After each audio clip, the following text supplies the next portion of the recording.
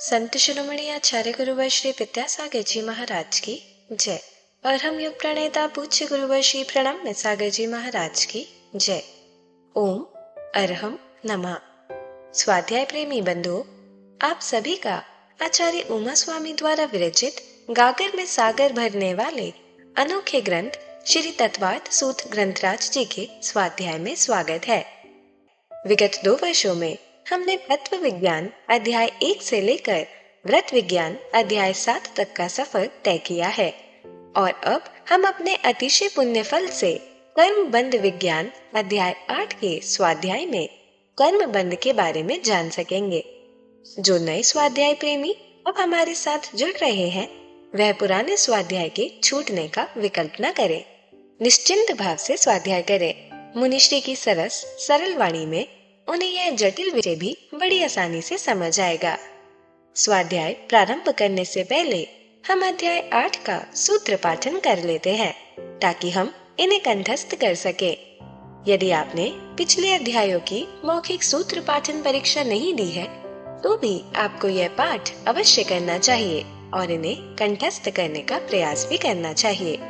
मोक्ष मार्गस्य नेतारं भेत्तारं कर्म भूव्रतां ज्ञातारं विश्वतत्त्वानां वन्दे तद्गुणलब्धये।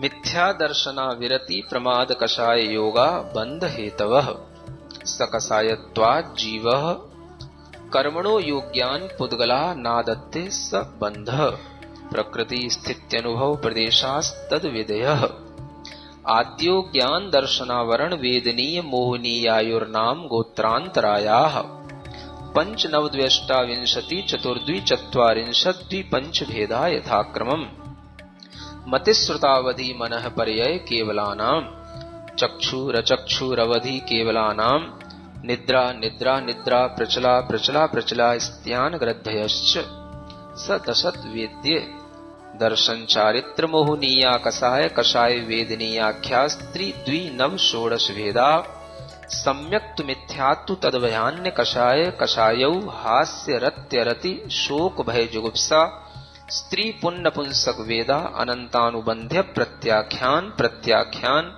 संजुलन विकल्पाश्चैकशः क्रोधमान माया लोभा नारक तैर्यज्ञोन्मानुष दैवानि गतिजाति शरीरांगोपांग निर्माण बंधन संघात संस्थान सहनन स्पर्श रस गंधान गंध वर्णानुपूर्व्य गुरु लघुपघात परघाता तपोद्योतोच्छ्वास विहायोगतः प्रत्येक शरीर त्रस सुभग सुस्वर शुभ सूक्ष्म पर्याप्ति स्थिरादे यशः कीर्ति सेतराणि तीर्थकरत्वं च उच्चैर नीचैश्च दानलाभ भोगोपभोग वीर्याणाम् आदितस्तिसृणा मंत्रायस्य च 30 सागरोपम कोटि कोट्यः परा स्थितिः सप्ततिर्मोहनीयस्य 20 नाम गोत्रयोः 33 सागरोपमान्यायुषः अपरा 12 मुहूर्ता वेदनीयस्य नाम गोत्रयोरष्टौ शेषाणा मंतर्मुहूर्ताः विपाकोनुभवः स यथानाम ततश्च निर्जरा नाम प्रत्ययाः सर्वतो योग विशेषात् सूक्ष्मैक क्षेत्रावगाः स्थिताः सर्वात्म प्रदेशेष्वनन्तानन्त प्रदेशाः सद्वेद्य शुभायोर्नाम गोत्राणि पुण्यम अतोन्यत पापम इति तत्वार्थ सूत्रे अष्टमोऽध्यायः। पूज्य मुनिश्री कहते हैं कि सिर्फ सूत्र के पाठन से ही हमारी विशुद्धि कई गुना बढ़ जाती है। तो चलिए अब हम चलते हैं कर्म बंध विज्ञान की कक्षा की ओर। मोक्ष मार्गस्य नेतारं भेत्तारं कर्म भूव्रतां ज्ञातारं विश्वतत्त्वानां वन्दे तद्गुणलब्धये। देवादिदेव आदिम तीर्थंकर श्री ऋषभनाथ भगवान की, वर्तमान शासन नायक श्री वर्धमान महावीर भगवान की, परम पूज्य आचार्य गुरुवर श्री विद्यासागर जी महाराज जी की। फिर भय भाव होता है जिसके कारण से भीतर से डर भाव पैदा होता है। अब देखो, ये भी एक कर्म है, कसाय है, और ये कसाय जो आत्मा के अंदर बंधी हुई है, बाहरी निमित्त मिले, भीतर से यह भय कषाय की उदीर्णा हुई और हमारे अंदर भय पैदा हो गया। तो ये भयभीत हो जाना, डर जाना, या बहुत दिनों तक डरते रहना, या किसी एक चीज़ से डरना, ऐसा जो अनेक लोगों के अंदर स्वभाव रूप में देखा जाता है, वो उनकी अपनी भय कर्म प्रकृति के कारण से होता है। तो कई लोग इस तरह से जो एक बार डर जाते हैं तो वो लंबे समय तक, वर्षों तक डरे रहते हैं। कई बच्चे भी डरे रहते हैं और कई बड़े भी होकर के डरते रहते हैं। तो वह बाहरी चीज़ों से नहीं डरते हैं, उनके अंदर जो भय कषाय है वो भय कषाय उनको डराती रहती है। उसका फल कैसे मिलता है? तो उनकी धारणा बन जाती है, ये चीज़ से हमें डर लगता है, इस चीज़ को सोच करके भी हमें डर लगता है। तो इस तरह का जो भय है यह भी एक कषाय भाव है, इसको भी जीता जाता है। और जितनी भी ये कषाय हैं ये सब चारित्र भाव से जीती जाती हैं। जितना आपके अंदर अपनी आत्मा में स्थित होने का भाव आएगा, आप चारित्र का जितना अच्छा निर्मल भाव करेंगे, उतना ही आप इन कषायों को जीतते जाएंगे। जुगुप्सा भाव होता है जिसके कारण से दूसरे से ग्लानि घृणा पैदा होती है। अरति में और जुगुप्सा में अंतर होता है। अरति तो यह है कि आपका कहीं पर भी मन नहीं लग रहा है, और जुगुप्सा का मतलब है कि वो आपके अंदर एक ग्लानि का भाव पैदा कर रही है। जैसे कि कोई भी अपवित्र अशुद्ध वस्तु को देख करके, कोई मांस इत्यादि या खून इत्यादि को देख करके आप एकदम से वहाँ से भागते हैं, अलग हट जाते हैं, देखना नहीं चाहते हैं, वो जुगुप्सा का भाव होता है। तो ये भी एक भीतर की कषाय के कारण से होता है।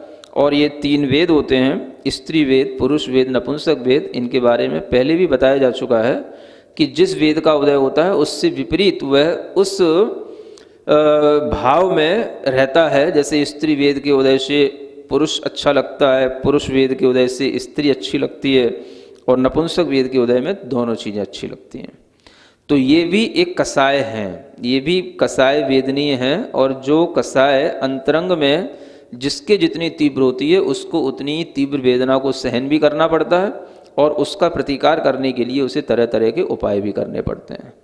तो जो भी जीव अपने अंदर की इन वेदनाओं का प्रतिकार करते हैं वो सब इन कषायों का ही प्रतिकार करते हैं, क्योंकि ये वेदनाएं इन्हीं के साथ मिलती हैं। इसलिए यहाँ पर एक बहुत ध्यान देने योग्य चीज़ ये है कि इन अकषाय और कषाय के साथ में भी वेदनीय शब्द जोड़ा गया है। वैसे तो ये सब क्या है? मोहनी कर्म की प्रकृतियाँ हैं, लेकिन मोहनी कर्म की होते हुए भी इनके साथ में एक शब्द क्या लिखा हुआ है? वेदनीय। तो ये वेदना पैदा करती हैं। ये कषाय की भी वेदना है और अकषाय जो हास्य आदि हैं 9 उनकी भी वेदना है। तो ये वेदना मोह के साथ होती है, इसलिए इनको वेदनी भी कहा गया, और ये चारित्र मोहनी प्रकृति होने के कारण से इनको मोहनी भी कहा गया। अब इन्हीं में जो कषाय वेदनीय है उसके लिए यहाँ पर 16 भेद बताए जाते हैं। अनंतानुबंधी, क्रोध, मान, माया, लोभ। अप्रत्याख्यानावरण, क्रोध, मान, माया, लोभ। प्रत्याख्यानावरण, क्रोध, मान, माया, लोभ। और संजुलन, क्रोध, मान, माया, लोभ। ऐसे ये 16 कषाय क्या कहलाती हैं? ये कषाय वेदनी है। चारित्र मोहनी की कषाय वेदनी पाली कर्म प्रकृतियां हैं। तो इन कषायों के भी अलग अलग उदय हैं और इनके भी अलग अलग फल हैं। जब अनंतानुबंधी कषाय का उदय रहता है, इस कषाय का फल मिलता है, तो उस कषाय के कारण से अनंतानुबंधी कषाय का वेदन करने वाले जीव को कभी भी जिनेंद्र भगवान के द्वारा बताए हुए मार्ग में श्रद्धा नहीं हो सकती। वो हमेशा तत्व को विपरीत रूप में ही अपनी आस्था में बनाए रखेगा। वो कभी भी तत्व के प्रति श्रद्धा नहीं लाएगा, सच्चे देवशास्त्र के गुरु के प्रति भी श्रद्धा नहीं लाएगा। तो ये वो नहीं ला रहा है, जीव के ऊपर जो कषायों का प्रभाव है उसके कारण से जीव में ऐसी परिणति आ जाती है। तो यह भी ध्यान रखें कि सब जीवों को देख कर के आप संसार में ऐसा ना सोचें कि सब जीव कषाय कर रहे हैं। क्या सुन रहे हैं? सब जीव कषाय कर रहे हैं। कषाय जीव कर भी रहे हैं और कषाय जीव को कषायवान बना भी रही है। तो जब जीव के ऊपर कषाय का प्रभाव होता है तो वह जीव क्या कर सकता है? उसको उस प्रभाव में उसी तरीके का भाव करना होता है जैसा वो कषाय करा रही है। जब उस कसाई की कुछ मंदता होगी तभी वो जीव उस कसाय को समझ पाएगा कि ये कसाय है, या उसको जीतने का उपाय कर पाएगा। तीव्र कसाय के उदय में वह जीव कसायवान हो जाता है और उस कसाय के साथ ही वह अपना भाव बना करके चलता है, तो उस कारण से वह उस कसाय को कसाय नहीं मानता। तो जिनके अंदर कभी भी जिनेंद्र भगवान के प्रति श्रद्धा नहीं आती, जिनवाणी के ज्ञान के प्रति श्रद्धा नहीं आती, तो ऐसे जीवों के लिए जो ये अनंतानुबंधी कसाय का तीव्र उदय चल रहा है वह उस उदय का प्रभाव है। और जहाँ पर अनंतानुबंधी कसाय होती है वहाँ पर मिथ्यात्व का भी उदय बना रहता है। तो मिथ्यात्व भी है और कसाय भी है। तो मिथ्यात्व ही वस्तुतः अनंत होती है। उस अनंत को जो बांधने का काम करे उसका नाम कहलाता है अनंतानुबंधी कसाय। क्या समझ आया? कसाय अनंत क्यों कही गई? क्योंकि मिथ्यात्व अनंत है। मिथ्यात्व के कारण से अनंत संसार मिलता है और मिथ्यात्व ही अनंत संसार को बनाए रखता है। तो मिथ्यात्व वस्तुतः अनंत है, उस अनंत को जो बांधे रखता है उसका नाम है अनंतानुबंधी कसाय। क्योंकि कसाय का काम सिर्फ दूसरे को बांधना है, ये पहले आपको बताया जा चुका है। कसाय का काम एक जैसे गोंद की तरह, कोई भी चिपकाने वाले पदार्थ की तरह है, और वह जिसको भी चिपकाएगा, जिसको भी बांधेगा, तो वह उसको इतनी तीव्रता के साथ बांधेगा कि वो अनंत काल तक बना रहेगा। तो ये अनंतानुबंधी इसलिए कहलाता है। जो अप्रत्यख्यानावरण क्रोध मान माया लोभ हैं, ये भी कषाय हैं, और इनके कारण से वह जीव माने थोड़ा भी, प्रत्याख्यान माने त्याग नहीं कर पाता, इसलिए इनको अप्रत्याख्यान कहा जाता है। चूंकि अप्रत्याख्यान में श्रद्धा तो सही आ जाती है, इसके उदय रहते हुए श्रद्धा तो सही बनी रहेगी, क्योंकि श्रद्धा को घात करने वाली तो अनंतानुबंधी कषाय थी, वो हट गई। लेकिन उसके बाद भी अप्रत्याख्यान जो कषाय है उसके उदय में वह जीव चारित्र को धारण नहीं करता, व्रत संयम के निकट नहीं आता, और उसके अंदर त्याग भावना नहीं आती। ये उस अप्रत्याख्यान कषाय का काम होता है। तो इन कषायों के ऐसे एक काम है अलग अलग। और फिर प्रत्याख्यान कषाय होती है जो इस जीव के लिए थोड़ा सा भी त्याग तो करा देती है, लेकिन उस प्रत्याख्यान कषाय के उदय के कारण से जीव जो है पूर्ण त्याग नहीं कर पाता है। प्रत्याख्यान माने त्याग, पूर्ण त्याग, तो पूर्ण त्याग नहीं कर पाएगा, थोड़ा त्याग हो जाएगा। तो वह पूर्ण त्याग का भी जो भीतर से भाव नहीं आना, वो इस कसाय के अनुभाग के कारण से होता है। तो इन सब कर्म प्रकृतियों के स्वभाव को समझ करके ही हम ये महसूस कर सकते हैं कि हमारे अंदर कौन कौन से कर्मों के उदय चल रहे हैं। गिनती भी करते जाओ। ज्ञानावरणी के कौन कौन से कर्मों के उदय हैं, दर्शनावरणी के कौन कौन से कर्मों के उदय हैं, दर्शन मोहिनी के कौन से कर्म के उदय हैं, चारित्र मोहिनी की कौन कौन सी कसाय और अकसायों के उदय तीव्र रहते हैं। गिनती तो कर लो, थोड़े बहुत चार्ट बना लो। सबके सब तो रहते हैं, लेकिन फिर भी तीव्रता मंदता का अनुभव तो होता ही होगा। 9 कसायों में भी कौन सी कसाय तीव्र रहती है, हास्य रहती है कि रति रहती है कि अरति रहती है, कि शोक रहता है कि घृणा रहती है, कि वेदों का तीव्र उदय रहता है, क्या रहता है। एक चार्ट बना लेना चाहिए सबको, अपनी अपनी एक इंडोस्कोपी कर लेना चाहिए है ना।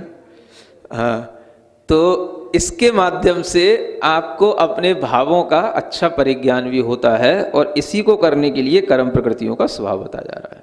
निद्राएं हैं तो कौन सी निद्रा रहती है, निद्रा या निद्रा से ही काम चल जाता है, कि प्रचला भी कभी कभी आ जाती है, कभी कोई प्रचला भी हो जाती है। स्त्यान करती तो बहुत कम लोगों को होता है, वो तो बहुत गिने चुने लोगों को होता है। प्रचला भी बहुत कम लोगों को होती है।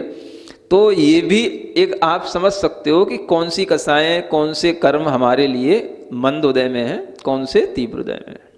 हमेशा साता वेदनी का अनुभव होता है कि कभी असाता भी आ जाती है, कि असाता थोड़ी देर रहती है, कि साता थोड़ी देर रहती है। ये भी आप महसूस कर सकते हो। और जिस कर्म को आप जिस रूप में महसूस करोगे, तो उससे आपके लिए यह एक धर्म ध्यान बना रहेगा। ये सब सीखने का मतलब क्या है? आप बैठे बैठे भी धर्म ध्यान करते रहो। अगर आप इन कर्म प्रकृतियों के बारे में ही अपने ही अंतरंग में सोचते रहोगे, तो आपके परिणामों में आर्त रौद्र ध्यान नहीं आएगा, धर्म ध्यान आएगा। इसको कर्म विपाक का चिंतन भी कहते हैं, विपाक विषय धर्म ध्यान भी कहा जाता है इसको, है ना। तो यह विपाक कर्मों का वस्तुतः तभी समझ में आएगा जब कर्म प्रकृतियों का पहले हम ज्ञान कर लें। तो प्रकृति से ही कर्म का विपाक समझ में आएगा। तो अभी हम वैसे विपाक का यहाँ वर्णन नहीं कर रहे हैं, वर्णन तो हम कर्म की स्वभाव का या कर्म की प्रकृति का कर रहे हैं, प्रकृति बंध का वर्णन चल रहा है। लेकिन उस प्रकृति को समझाने के लिए भी, उसकी स्वभाव को समझाने के लिए भी उसका कार्य तो बताना ही पड़ेगा, उसके बिना उसका स्वभाव समझ में नहीं आएगा। तो इसलिए यहाँ पर ये कषाय हैं, और जो संजुलन कषाय होती है वह भी एक कषाय है, लेकिन उस कषाय में सम माने संयम भाव, ज्वलन माने प्रकाशित होता रहता है। उस कषाय से संयम में कोई बाधा नहीं आती। संयम भाव के साथ भी वो कषाय बनी रहती है, यानी संयम को बनाए रखेगी, चारित्र को बनाए रखेगी, और कषाय वह जो वास्तव में यथाख्यात चारित्र है उसको नहीं होने देगी। बाकी ये सकल संयम है, पंच महाव्रत रूप, 28 मूल गुणों रूप, इसमें कोई बाधा वो संजुलन कषाय नहीं डालती है। वह कषाय के कारण से जो 11वें गुणस्थान में होने वाला था क्या चारित्र है, बस वो नहीं होगा। बाकी सब उसके लिए चारित्र और तप की रिद्धियाँ सब कुछ इस संजुलन कषाय के उदय में भी प्राप्त हो जाती हैं। तो ऐसे ये 4 प्रकार की कषायों के 16 भेद बन जाते हैं। तो महसूस करें कि हम कौन कौन से इन कषायों में पड़े हुए हैं, और कौन सी कषायों के तीव्र उदय हैं, कौन सी कषायों के मंद उदय हैं।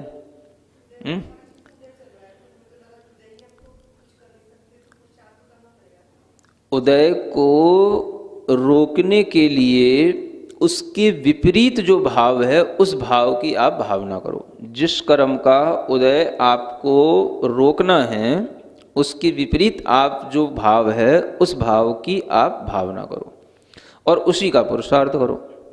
तो वह कर्म का उदय जो चल रहा है वह अपने आप थमता है, कुछ अपने कंट्रोल में आ जाता है। तो ये कर्म के इन फलों का जो हमें इन कर्म प्रकृतियों के माध्यम से अनुभव हो रहा है, हम इन कर्मों की संख्या को, कर्म की प्रकृति को भी अच्छे ढंग से जानते रहें। अगर हम कर्म को भी जानते रहेंगे तो भी यह हमारे लिए धर्म ध्यान बना रहेगा। कर्म फल का चिंतन करो, सिर्फ कौन कौन से मेरे कर्मों का उदय है। अब आप पूछते रहते हो हमारा कौन से कर्म का उदय चल रहा है, जो हमारे साथ ऐसा हो रहा है, हमें ये नहीं मिल रहा है, हमें वो नहीं मिल रहा है। अब इन कर्मों में कोई कर्म आ रहा है कि नहीं आ रहे हैं ऐसे? अभी तो पूरा नहीं हुआ, अभी तो बहुत बड़े कर्म बाकी हैं, नाम कर्म भी बहुत बड़े कर्म हैं। तो जब ये सब आ जाए उसके बावजूद भी आप अपने लिए ये सोचते रहें कि हमारे कौन कौन से कर्म अच्छे हैं और कौन कौन से कर्म खराब हैं। महाराज कब तक बताएंगे आपको? उन्हें क्या पता कौन कौन से कर्म आपके उदय में आ रहे हैं, कौन कौन सी चीज़ें आपके लिए सुख दे रही हैं, कौन कौन सी चीज़ें आपको दुख दे रही हैं। तो यह सब कर्म प्रकृतियों के स्वभाव का जानना हर एक व्यक्ति के लिए अत्यंत आवश्यक है, क्योंकि यही वो चीज़ है जिसके कारण से संसार में अनंत जीव तो हैं, लेकिन सबके लिए अलग अलग फलानुभूति होती है। अलग अलग सब जीवों को अलग अलग तरह के वातावरण, आयु, अलग अलग तरह के सुख दुख, अलग अलग तरीके की विश्वास, श्रद्धा, कषाय, ज्ञान के छह उपसम, दर्शन के छह उपसम, ये सब मिलते हैं। ये सब किसके फल से? तो यह इन्हीं कर्मों के फल से मिलते हैं। तो इस तरह से ये वेदनी और मोहनी, इन दोनों कर्मों के बारे में आज आपने पूर्णतया सीख लिया। इन कर्म प्रकृतियों का चिंतन करके अपने अंदर विपाक विषय धर्म ध्यान करें, इतना ही पर्याप्त। ओम अरहम नमः। तो चलिए आज की कक्षा की एक क्विक रिवीजन कर लेते हैं। हमने जाना कि चारित्र मोहनीय कर्म की अकषाय और कषाय प्रकृतियों के साथ वेदनीय शब्द जोड़ा जाता है, क्योंकि दोनों ही हास्यादि अकषाय और क्रोधादि कषाय वेदना पैदा करती हैं। कषाय वेदनीय चारित्र मोहनीय कर्म के 16 भेद हैं। अनंतानुबंधी क्रोधमान माया लोभ, अप्रत्याख्यानावरण क्रोधमान माया लोभ, प्रत्याख्यानावरण क्रोधमान माया लोभ और संजुलन क्रोधमान माया लोभ। मुनिश्री ने समझाया कि जीव कषाय कर भी रहे हैं और कषाय जीव को कषायवान बना भी रही है। कषाय के प्रभाव में जीव उसी तरह के भाव करता है। इसकी मंदता में जीव इन्हें समझकर जीतने का उपाय कर सकता है। तीव्र कषाय के उदय में कषायवान जीव कषाय को कषाय नहीं मानता। कषाय गोंद की तरह दूसरे पदार्थ को चिपकाता है, बांधता है। हमने इन कषायों के अलग अलग उदय और फल भी जाने। मिथ्यात्व संसार को अनंत बनाए रखता है, इसीलिए अनंत है। अनंतानुबंधी कषाय इस अनंत को बांधे रखती है। इसके साथ मिथ्यात्व का भी उदय बना रहता है। यह जिसको भी तीव्रता के साथ बांधती है वह अनंत काल तक बंधा रहता है। अनंतानुबंधी कषाय का वेदन करने वाला जीव सच्चे देव, शास्त्र, गुरु पर, भगवान द्वारा बताए तत्व पर, मार्ग पर श्रद्धा नहीं करता, विपरीत तत्वों में आस्था रखता है।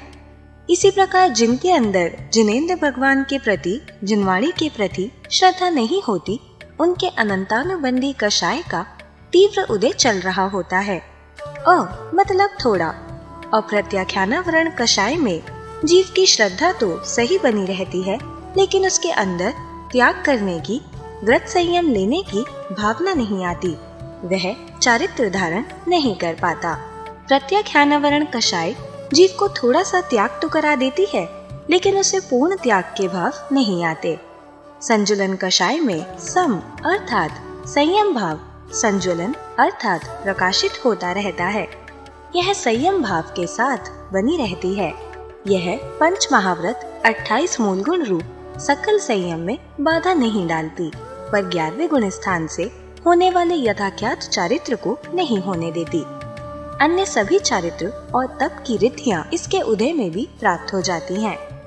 हम कर्म प्रकृतियों के स्वभाव को समझकर अपने अंदर कर्मों के उदय को महसूस कर सकते हैं, उनकी तीव्रता, मंदता का अनुभव कर सकते हैं। इस तरह हमें अपनी एंडोस्कोपी करके अपने भावों का चार्ट बनाना चाहिए कि हमारे अंदर किन किन ज्ञानावरण आदि कर्मों का, कषायों, नौकषायों का तीव्र मंद उदय चल रहा है। हमें कौन सी निद्राएं आती हैं, कब हम साता और असाता वेदिनी का अनुभव करते हैं, आदि आदि।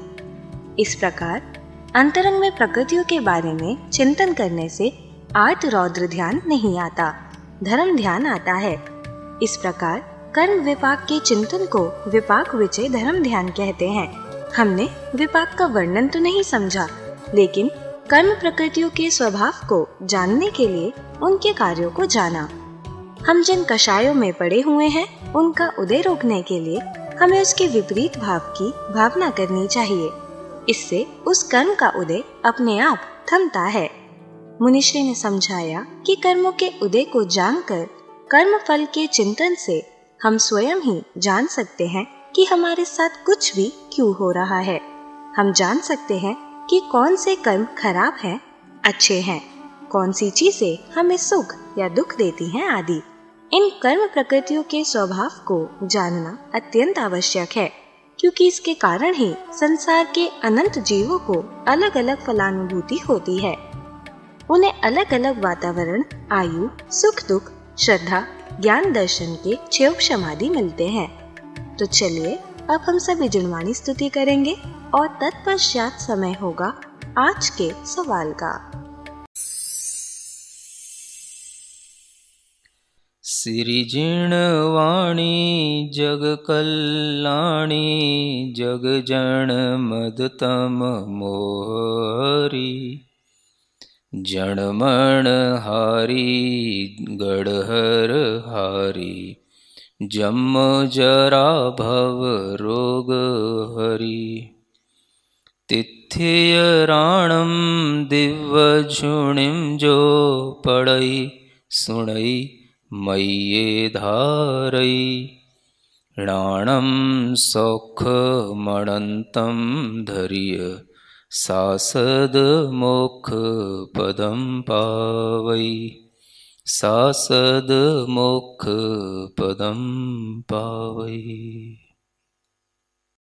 अब समय है आज के प्रतियोगिता प्रश्न में भाग लेकर आकर्षक पुरस्कार जीतने का। आप अपने फोन को QR कोड स्कैन करने के लिए तैयार रखें या दिए गए लिंक पे जाएं। आप अपना उत्तर चुनकर हमें कल शाम 5 बजे तक भेज सकते हैं। 3 भाग्यशाली विजेताओं को मिलेंगे आकर्षक पुरस्कार। विजेताओं का नाम इसी कार्यक्रम में हर रविवार को घोषित किया जाएगा। साथ ही सभी प्रश्नों के सही उत्तर भी बताए जाएंगे। आज का सवाल है, कषाय वेदनीय के कितने भेद होते हैं? 2, 3, 9, 16। अध्याय 8 की कक्षा 26 के आज के सवाल का सही उत्तर है जुगुप्सा। अगर आप किसी कारणवश कोड को स्कैन ना कर पाए हों तो आप क्लास की वेबसाइट पर जाकर भी उन्हें अटेम्प्ट कर सकते हैं। इस लिंक पर जाएं या QR कोड को स्कैन करें।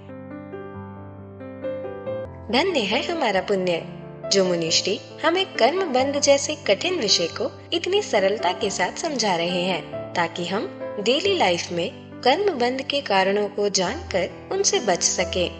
और यह ज्ञान आप अपने मित्र, परिवार, समाज के लोगों को इस स्वाध्याय से जोड़कर उन तक पहुंचा सकते हैं। आप सिर्फ उन्हें हमारी वेबसाइट etv.arham.yoga शेयर करें और उन्हें इन सभी क्लासेस के साथ साथ मिलेगा अभ्यास प्रश्न करके अपने ज्ञान को प्रगाढ़ बनाने का मौका और आज के सवाल में पुरस्कार जीतने का। तो आज ही अपने बच्चों को, मित्रगणों को और परिवारजनों को इस अनूठे स्वाध्याय से जोड़ अपना और उनका पुण्य बढ़ाए। ओम अरहम नमः।